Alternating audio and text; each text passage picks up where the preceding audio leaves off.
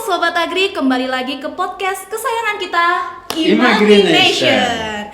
Ruang diskusi santai tapi berbobot tentang isu agribisnis dan pangan terkini. Sebelumnya, perkenalkan nama saya Ayu Suryandari, saya akan menjadi host di episode podcast kali ini.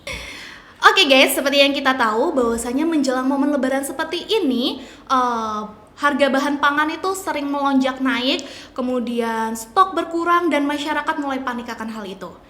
Tapi seberapa siap sih sebenarnya ketahanan pangan kita menghadapi momen-momen lebaran seperti tahun ini? Nah, apa strategi yang bisa dilakukan untuk menjaga kestabilan harga dan pasokan bahan pangan di momen-momen lebaran seperti ini? Nah, di episode ini kita kedatangan tamu yang luar biasa, Profesor Dr. Jabal Ibrahim. Selamat datang, Prof. Beliau akan membahas bagaimana kesiapan bahan pangan menjelang lebaran, kemudian tantangan yang dihadapi serta solusi yang bisa dilakukan baik oleh pemerintah, pelaku usaha dan maupun masyarakat, Prof. Oke. Jadi jangan kemana-mana guys, tetap duduk nyaman di tempat kalian masing-masing dan mari kita mulai diskusi kali ini. Baik Prof, langsung saja Prof. Oke. Ke pertanyaan yang pertama Prof, tentang ketahanan pangan di momen lebaran kali ini. Menurut Prof sendiri, bagaimana kondisi kesiapan bahan pangan Indonesia untuk menghadapi momen-momen lebaran tahun ini? Oke, seperti biasanya memang hari raya itu selalu diwarnai dengan kenaikan harga, baik itu minyak, beras, telur, daging ayam, daging sapi dan beberapa kebutuhan pangan lainnya ya. Tetapi saya untuk lebaran kali ini, untuk puasa kali ini itu lonjakannya tidak akan terlalu tinggi ya. Karena proses lonjakannya terjadi sebelum Ramadan. Baik. Sekarang mereka siap, baik pemerintah maupun pelaku usaha. Berarti terjadi perubahan yang signifikan dibandingkan tahun-tahun sebelumnya ya Prof? Iya. Oke. Menurut Prof sendiri, mengapa sih setiap mau mendekati momen lebaran atau di bulan-bulan puasa itu harga bahan pangan tuh sering melonjak naik, Prof? Baik, penyebab utamanya dari naiknya harga pangan itu sebenarnya hukum umum ya, demand. Tapi demand di masa lebaran itu banyak dipengaruhi oleh dua hal. Yang pertama lifestyle. Jadi lifestyle kita pada saat lebaran itu berbeda. Lifestyle yang berbeda pada saat Ramadan dan lebaran ini berpengaruh pada overconsumption. Jadi kita overconsumption. Ini masalahnya. Gimana overconsumption itu bisa terjadi? Kalau jam sebelum buka puasa, siang seperti jam 1, jam 2 itu mata kita itu serasa lapar bila melihat sesuatu itu. Kemudian itu yang mempengaruhi kita membeli sesuatu. Jika diiringi oleh kenaikan harga, berita kenaikan harga, itu akan lebih panik lagi membelinya. Oke. Nah, menurut Prof sendiri, faktor apa yang paling mempengaruhi pasokan dan distribusi bahan pangan di periode tahun ini, Prof? Nah, sekarang yang banyak berpengaruh itu faktor cuaca. Faktor cuaca. Jadi tanaman-tanaman, sayur-sayur, pangan yang dipengaruhi oleh cuaca, bencana alam itu yang bisa berpengaruh pada lonjakan harga. Misal yang tradisional, lombok. Kemudian sayur mayur yang lain. Jika ada hujan yang terlalu deras dan banjir, itu menyebabkan kenaikan di pasar. Namun tidak demikian dengan minyak goreng, karena minyak gorengnya itu sudah ribut sebelum Ramadan ya. Jadi pemerintah sekarang memang sudah melakukan tindakan yang cukup rapi ya, dengan menugaskan berbagai institusi pemerintah untuk melakukan operasi pasar. Saya tidak tahu gimana caranya. Itu kayak komando gitu kalau sekarang. Pokoknya jual, entah itu dinas dari pemerintah, entah itu Bulog, entah itu Polri, entah itu TNI, itu dikerahkan untuk melakukan operasi pasar dengan institusinya. Oke, Prof. Jadi peran cuaca dan perubahan iklim itu sangat berpengaruh besar terhadap ketersediaan bahan pangan di tahun ini ya, Prof? Iya. Oke. Nah, Prof, kita masuk ke pertanyaan yang mulai panas nih, Prof. Menurut Prof sendiri, langkah apa yang telah dilakukan oleh pemerintah untuk mengatasi kelonjakan harga dan untuk menyetabilkan harga pangan di Lebaran kali ini, Prof? Oke, satu ya beras. Kita mulai dari beras. Nah, pemerintah itu melakukan tekanan yang cukup signifikan kepada Bulog itu. Jadi ada perintah untuk membeli gabah dan membeli beras kepada Bulog di masing-masing regional sebanyak mungkin. Ya, sebanyak mungkin, secukup mungkin. Dia punya kuota sendiri-sendiri. Kemudian dia diperintahkan untuk melakukan operasi pasar sewaktu terjadi masalah. Yang kedua itu ada kebijakan di minyak goreng, ya minyak goreng yang murah, minyak kita, minyak goreng bersubsidi itu diawasi sedemikian rupa, kemudian dilakukan tindakan, kemudian dilakukan penekanan untuk tidak melakukan penimbunan dan kenaikan harga. Ini kan yang paling banyak. Sedangkan untuk beberapa sayur, khususnya untuk Lombok misalnya, pemerintah itu menyiapkan beberapa petani yang dijadikan champion. Jadi petani-petani besar itu diberi bantuan sarana produksi, tetapi dengan janji jika mana terjadi lonjakan harga yang cukup tinggi, dia harus bersedia menjual lomboknya itu sesuai dengan harga yang diminta oleh pemerintah. Misalnya harga itu 120.000 di pasar ya per kilo lombok. Nah, dia diminta untuk mengeluarkan barangnya 60.000 per kilo. Itu taktis dari pemerintah saat ini. Oke, Prof. Jadi menurut Prof sendiri seberapa efektif operasi pasar dan kebijakan impor dalam mengatasi lonjakan harga pangan khususnya untuk Lebaran kali ini, Prof? Kalau impor itu pasti dibeli jauh sebelum Ramadan ya. Oke. Pasti dibeli sebelum Ramadan. Efektivitasnya itu bisa dibuktikan dengan tidak adanya kenaikan yang cukup tinggi sampai pada pertengahan Ramadan. Sekarang, katakanlah sekarang kita tanggal 18 pas 19 ya, 18 ya, itu tidak ada lonjakan di komoditis tadi. Oke, Prof. Kalau menurut dari sudut pandang Prof sendiri, strategi apa sih yang kedepannya harus dilakukan pemerintah untuk mengatasi hal-hal yang serupa, Prof? Nah, ini kan periodically ya. Iya. Periodik artinya tahun depan kita akan ketemu lagi dengan Ramadan dan Lebaran ya. Pasti 1-2 bulan sebelum Ramadan pemerintah itu perlu untuk melakukan stok beras, minyak goreng, beberapa sentra produksi sayuran yang harus disiapkan, dan itu pemerintah mampu melakukannya karena pemerintah sebenarnya punya alat pemerintahan sampai ke bawah. Hanya bisa efektif apa enggak jalannya itu, Mbak. Oke, Prof. Karena kita dari Prodi Agribisnis ya, Prof. Menurut Prof sendiri, kalau tadi kan dari sudut pandang pemerintah, kalau dari sudut pandang pelaku usaha agribisnis, untuk membantu menjaga kestabilan pangan saat momen Lebaran itu seperti apa, Prof? Yang bisa kita lakukan? Yang paling gampang dilakukan itu adalah sayuran, karena sayuran itu waktunya bisa kita atur ya. Jadi lombok, sawi, bawang merah, bawang putih kita impor semuanya. Kalau padi itu tentunya kalau nggak produksi kita sedia dulu stok pangan yang bisa dari impor. Katakanlah bulan sekarang Maret sebagian besar di Jawa Timur belum panen padi. Jadi dia jaganya stok jauh sebelum itu ya.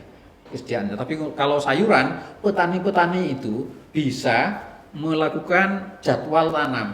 Beberapa petani cerdas itu melakukan itu, Mbak Ayu. Oke. Misalnya petani lombok itu biasanya, petani tomat itu dia bisa melakukan penjadwalan tanam sehingga pada saat panen itu pas ke Ramadan dan Lebaran. Ya. Jadi untuk menghadapi momen-momen Lebaran seperti ini harusnya petani dan pemerintah itu bekerja sama ya, Prof? Iya. Nah, mungkin pemerintah bisa membantu. Pemerintah memfasilitasi petani. Iya. Oke. Pemerintah harus memfasilitasi petani, Mbak. Oke, Prof. Pertanyaan sekali lagi, Prof. Apa yang bisa dilakukan oleh masyarakat untuk menghadapi lonjakan harga pangan dan kesediaan pangan yang katanya menipis di bulan Ramadan kali ini, Prof? Masyarakat ya, ini kan pertanyaan Iya. untuk masyarakat. Masyarakat sebenarnya tidak perlu melakukan panic buying. Oke. Ya. Kemudian yang kedua, tidak perlu overconsumption. Jadi kalau pas yang begini, biasanya kita itu mau beli telur lah, mau beli kare lah, mau beli rendang lah. Nanti sore ketika kita maghrib, kita hanya makan sekerat rendang dan nasi. Secukupnya saja, yang lain sudah berlebihan. Jadi laparnya itu lapar mata. Oke. Berarti sebagai masyarakat tuh cukup mengkonsumsi secukupnya saja ya, Prof? Secukupnya saja, jangan melakukan overconsumption dan tidak perlu panic buying. Oke. Apakah tren kenaikan harga pangan menjelang Lebaran ini akan terus terjadi di tahun-tahun mendatang, Prof? Ya, sebagian dari kita pasti akan terjadi seperti itu. Perilakunya tetap, ya, perilaku kita itu tetap. Ya, kalau hari raya itu kalau Lebaran itu ingin buka yang enak, kalau sahur itu ingin yang enak gitu ya. Tetapi realitasnya nanti yang dikonsumsi tidak sebanyak yang kita beli. Oke, Prof. Berarti sebagai masyarakat harus bijak untuk menjadi konsumen seperti untuk itu nih, Prof. menjadi konsumen Oke. yang baik, perilaku yang tidak berlebihan, tidak mubazir gitu. Oke, Prof. Kalau dari Prof sendiri, rekomendasi terbaik untuk pemerintah, pelaku usaha, dan masyarakat dalam menghadapi tantangan pangan di masa depan itu seperti apa, Prof? Saran saya kepada pemerintah untuk selalu mengatur harga pangan baik sebelum dan setelah Ramadan garis miring Lebaran, ya, itu tugas pemerintah untuk melakukan tindakan seperti itu. Kemudian kepada masyarakat dalam arti pelaku bisnis ya, dihimbau untuk tidak melakukan penimbunan, tidak perlu melakukan kenaikan harga yang alasan macam-macam yang tidak masuk akal. Kemudian untuk para produsen bisa melakukan schedule penjadwalan penanaman atau produksi barang yang bisa dijual pada saat Ramadan atau Lebaran. Oke, Prof. Membahas tentang penimbunan stok nih, Prof. Kan beberapa hari ini tuh banyak kasus yang terbongkar tentang penimbunan stok seperti minyak goreng bersubsidi. Oke, menurut Prof itu untuk menangani dan menyikapi hal seperti ini bagaimana, Prof? Pemerintah sebenarnya melakukan strategi supaya pada saat Ramadan itu tidak terjadi kenaikan minyak goreng itu dengan cara melakukan monitoring, melakukan pemeriksaan di distributor-distributor beberapa hari sebelum Lebaran, sehingga keributan itu menimbulkan daya tekan kepada pelaku bisnis untuk tidak melakukan penimbunan. Baik itu minyak goreng, itu beras, terigu, mie dan sebagainya. Diperiksa apakah minyak gorengnya 1 liter apa enggak, konon katanya 1 liter jadi 800 mili dan sebagainya. Itu membuat pelaku usaha itu berhati-hati untuk tidak melakukan penipuan yang mengakibatkan kerugian pada masyarakat banyak. Oke, sebagai masyarakat menurut Prof menyikapi terbongkarnya penimbunan stok bahan pangan itu seperti apa, Prof? Ya, kita memang harus ikut membantu diri sendiri dan pemerintah dengan melakukan pengecekan itu, benar enggak gitu ya. Itu saya kira tidak hanya minyak goreng. Iya. Nah, bisa dilihat pada komoditas yang lain. Beberapa tahun yang lalu ada sebuah penelitian yang dilakukan oleh dosen di sini itu, di institusi kita itu. Di dalam penelitian itu saya baca sebagai reviewer itu mengecek kandungan kopi di saksetan itu. Iya. Rupanya menurut penelitian itu sebagian itu tidak sesuai dengan yang ditulis di situ.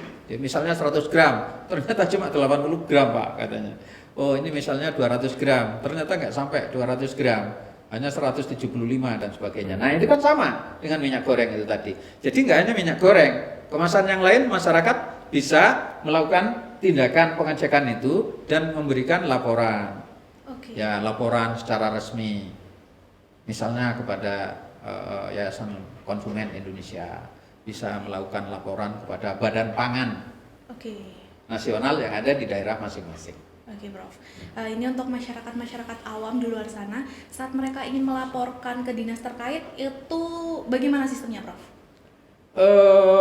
Ini di daerah ada yang belum terkenal banget ya, yang bisa ngawasi itu namanya Badan Pangan. Iya. Nah, Badan Pangan itu memeriksa mulai dari jumlah yang ada di daerah itu, yang ada di gudang-gudang, kemudian harga, kemudian itu kemasan-kemasan itu. Nah, tinggal datang ke kantor Badan Pangan daerah itu. Ya. Oke. Atau kalau anak-anak sekarang itu ya agak diceritain, tetapi tidak perlu disebut mereknya ya, karena bisa melanggar UU ITE. Oke, baik. Jadi sebenarnya pemerintah, masyarakat dan pelaku usaha itu bisa bekerja sama untuk menjaga kestabilan harga dan stok. Harga. Oke, Prof. Ya. Nah, yang terakhir nih, Prof. Jika ada satu pesan yang penting yang ingin Prof Jabal sampaikan kepada pendengar terkait kesiapan pangan menjelang Lebaran, apa, Prof? Saya harap masyarakat, anggota masyarakat semuanya berbagai lini berbelanjalah sesuai dengan kebutuhan. Ya, artinya tidak melakukan overconsumption, karena overconsumption itu bagian yang disunahkan untuk dihindari. Artinya tidak mubazir, tidak berbelanja mubazir, karena mubazir itu temannya setan. Oke. Jadi untuk masyarakat dihimbau untuk tetap mengkonsumsi seperti biasanya dan tidak membazirkan makanan di rumah. Jadi dimulai dari hal-hal kecil ya, Bro. Dimulai dari hal-hal kecil itu kita sendiri. Wah, luar biasa sekali diskusi kita hari ini. Terima kasih banyak kepada Profesor telah mau menjadi narasumber di episode podcast kali ini. Oke, semoga ini bisa menjadi wawasan untuk kita semua, baik sebagai konsumen, pelaku usaha maupun pemerintah, untuk lebih bijak dalam menghadapi dinamika pangan saat momen Lebaran seperti kali ini.